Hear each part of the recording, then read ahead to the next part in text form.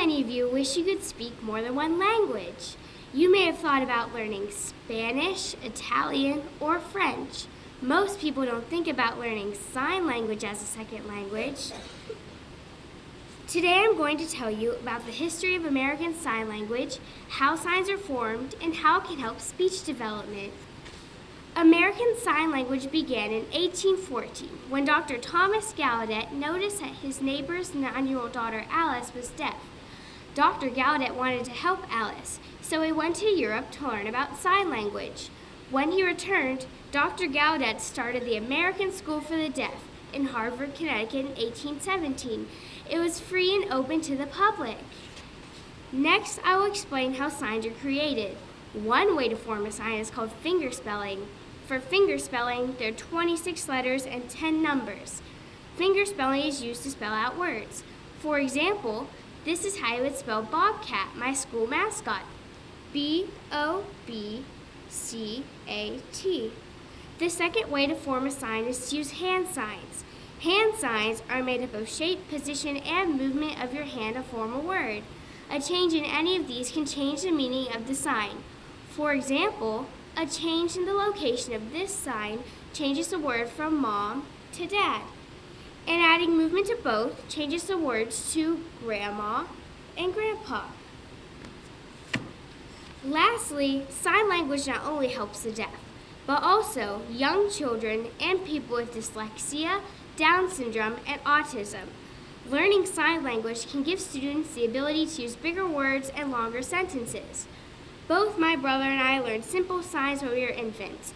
Although I don't remember much, I do remember helping my brother, and that is what inspired me to write this speech. Hopefully I've taught you something new today, and you now know a little more about sign language. Also, if you're thinking about learning a new language, maybe you'll consider learning sign language because just like Spanish, Italian, and French, sign language is useful, but it is also an artistic and beautiful language.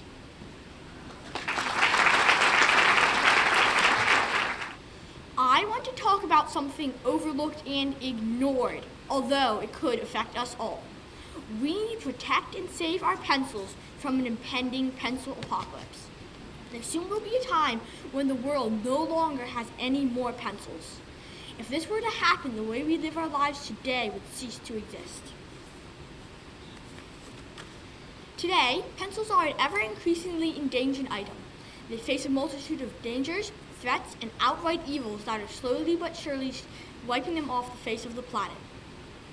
The most common threat to pencils is simply getting lost.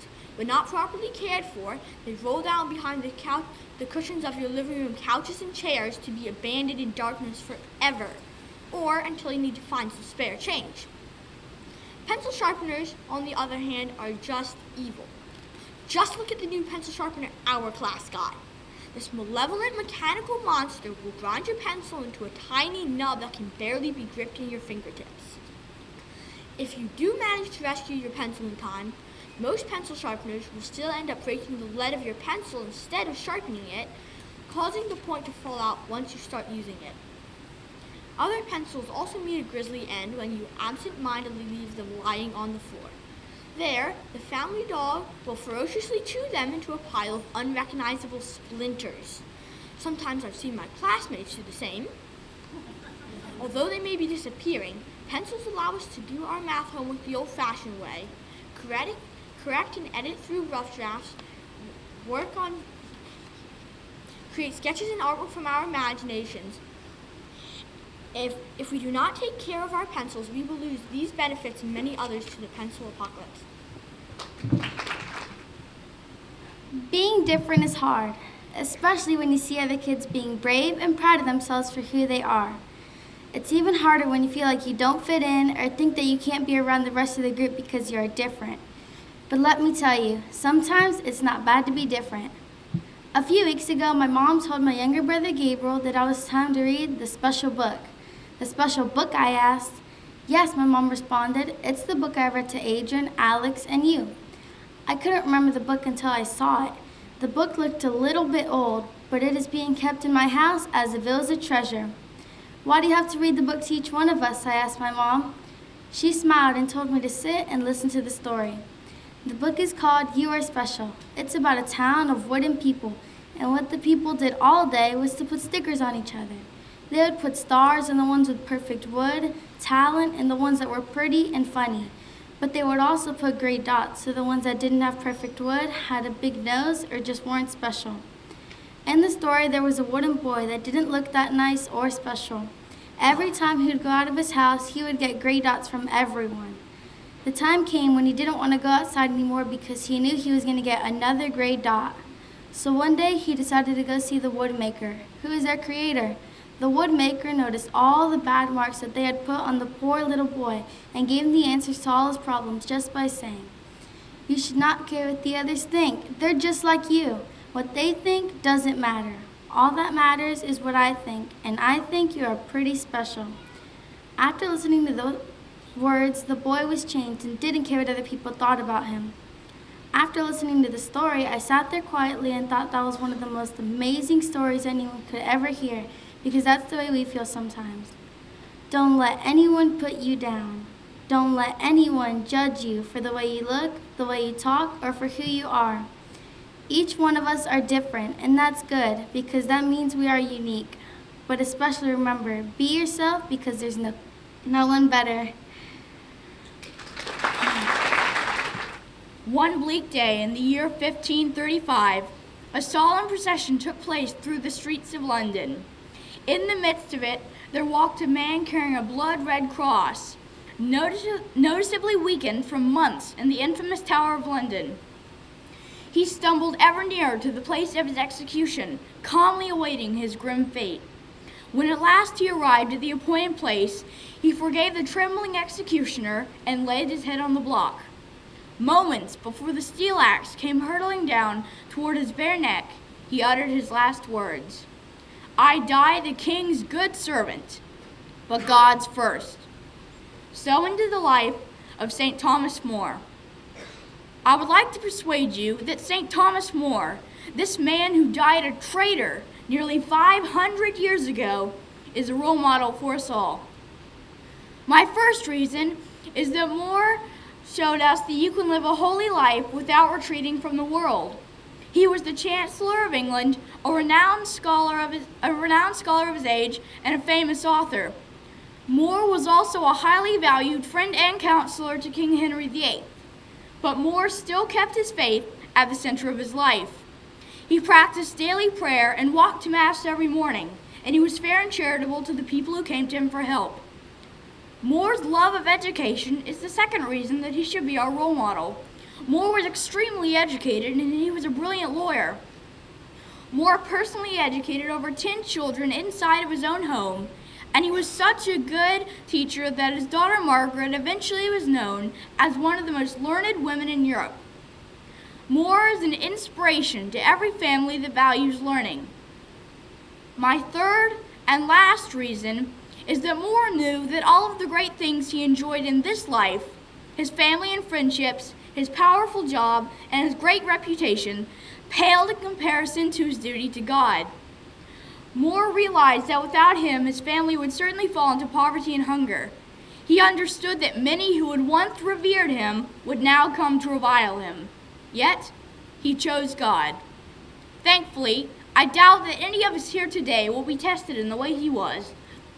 But I hope I persuaded you that Thomas More, this man of great faith, learning, and courage, is a role model for us all.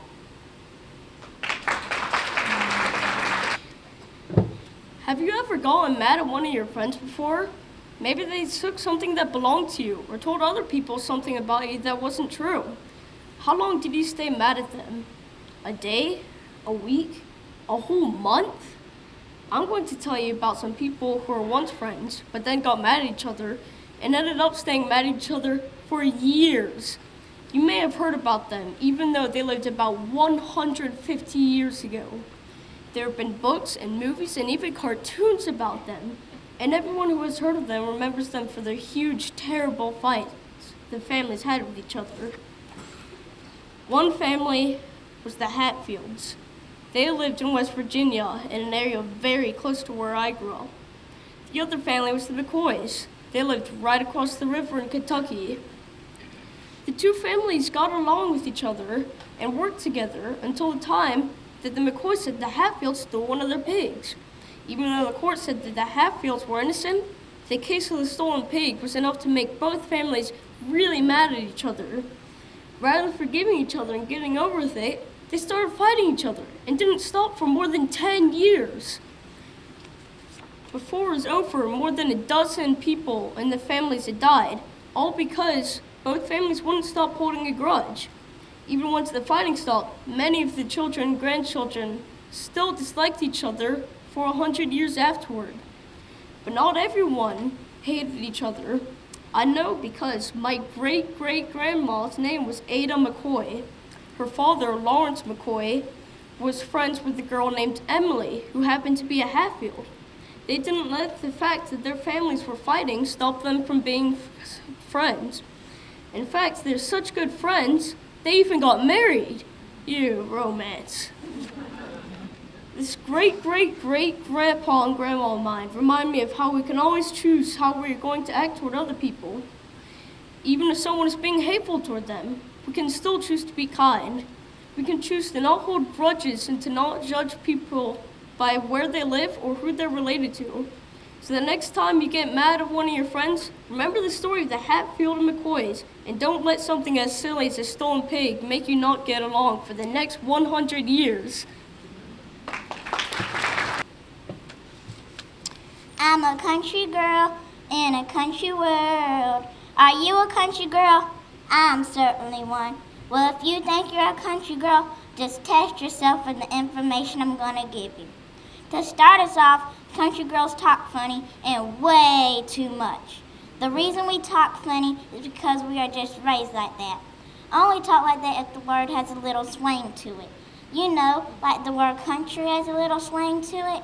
Although my teacher, Miss Humphrey, says I talk like it all the time. Another reason in country girls' country is because we can sing. Country girls love to sing. For example, Taylor Swift is a country girl and she loves to sing. I'm going to be a singer just like her one day. Singing is the life for a country girl. We will sing whatever is on the radio. We will sing in the bathtub, on the toilet, in the car, or wherever. We have no shame in our game. For instance, my favorite country song is Cruise by Florida Georgia Line. Baby, you're a song, you made me want to roll my windows down and cruise. This is one song that makes me want to put on my boots and jump on that dance floor. Oh yeah, baby, and I can't forget the most important thing, which is how we eat. Have you ever seen this country girl eat? Let me tell you, I eat like a pig. Give me some fried chicken, cornbread, collard greens, and macaroni and cheese. I will tear it up. Everything is homemade from scratch, even the desserts. And my absolute favorite is banana pudding. So, I got one more question for you. Are you a country girl? Well, if you're not, just follow these 4 easy steps. 1, talk funny. 2, sing. 3, dance. 4, eat. And that's how you become a country girl.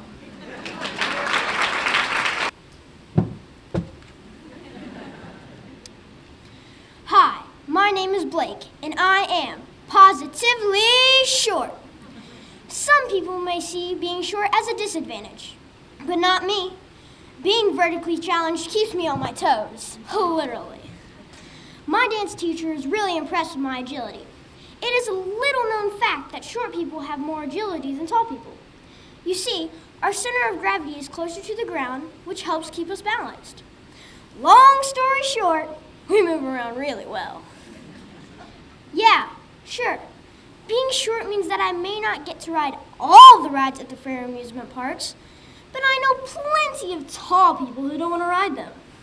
It must not be all it's cracked up to be. Am I right, or am I right? I think I get my positive outlook of being short from my grandma. She is only 4'7".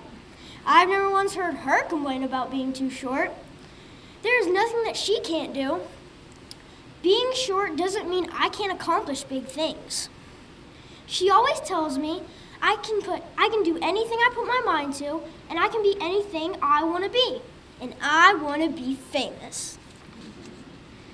A Google search of famous short people turned up a huge list. Some of them you may have heard of, like Gary Coleman from the hit TV show Different Strokes, Danny DeVito, who played Penguin in the Batman series, Michael J. Fox, who was in Back to the Future, or even Prince, known for his pop album Purple Rain. In conclusion, whether I am standing at the front of the shortest to tallest line, in front of a photo op, or sitting in front of the class, you know, where the short people like to hang out, I like who I am, and I am positively short. Snicker, sneaker, sticker, sugar. How do you say that? That's what happens when most people try to say my name. Schnicker probably isn't the trickiest ever, but it's right up there.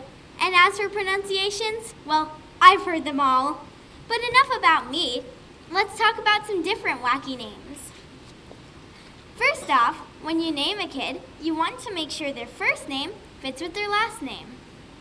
My mom and dad have told me about some crazy names, like I'm a hog, seriously, and Jedi Knight, and how about that baby Northwest? Yeah, that kid's headed in the right direction. To a lifetime of teasing, do you think those parents were being serious? Or did they just not realize? I'm so glad I'm not. I am a hog. My classmates would have a field day with that one. You know, your name's probably the one thing you don't change about yourself during your life. I mean, you can change your hair, your style, or your house, but you usually don't change your name. That is, unless you're a pop star, like Lady Gaga or Pink. Can you imagine their parents calling them that? Lady Gaga, you need to clean up your room right now, or you're grounded. I don't think so. Your name is the first thing people learn about you, so you have to make a statement.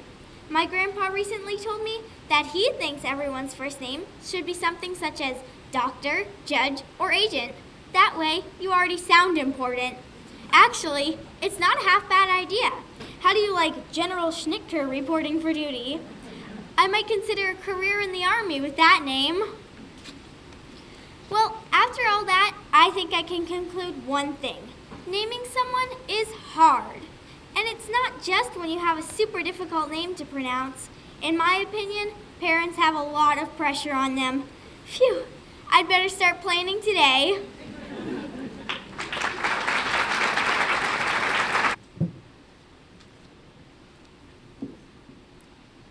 Hey, let me get the door for you. Oh, thank you. I'll just open the door for a lady. This is an example of what it takes to be a gentleman in the eyes of the ladies. See, she responded in the right way by saying thank you. This is how some girls act. The key word is some. Well, today, I'm here to talk to you about the two types of girls in this world, the divas and the angels. Now, let's go back to the example. When I got the door for the lady, she responded by saying thank you. The type of girls that respond this way, I'd like to call the angels. They are nice, nurturing, and they appreciate, everything you do. Let me give you one more example. Let's say you made breakfast for your angel. She would kindly say, thank you, or you shouldn't have. She would even go out of her way to return the favor by organizing your work area, buying you gifts, or even making you a full course meal. She is just so positive about everything. But do you remember when I said that there are two types of girls in this world? Well, let me tell you about the other types of girls, the divas. Ugh. Now, with my first example about opening the door, doing it with the divas is just a drag. I say this because this is how they respond. Oh, so you think I'm too weak to open the door myself? We didn't say that. Oh, let's take the second example. When you made breakfast for her, this is how she would respond. What took you so long? I wanted my eggs scrambled, and my bacon's burnt, and there's no butter on my pancakes. Then she wouldn't even try to do anything nice for you. As you see, all the divas like to do is complain, give away gossip, and nag, nag, nag. They are just so negative about everything. If I've said it once, I've said it 1,000,000 times. Fellas, figure out what type of girls you like. Ladies, figure out what type of girls you are. Because there are 2 types of girls in this world, the divas and the angels. I prefer the angels.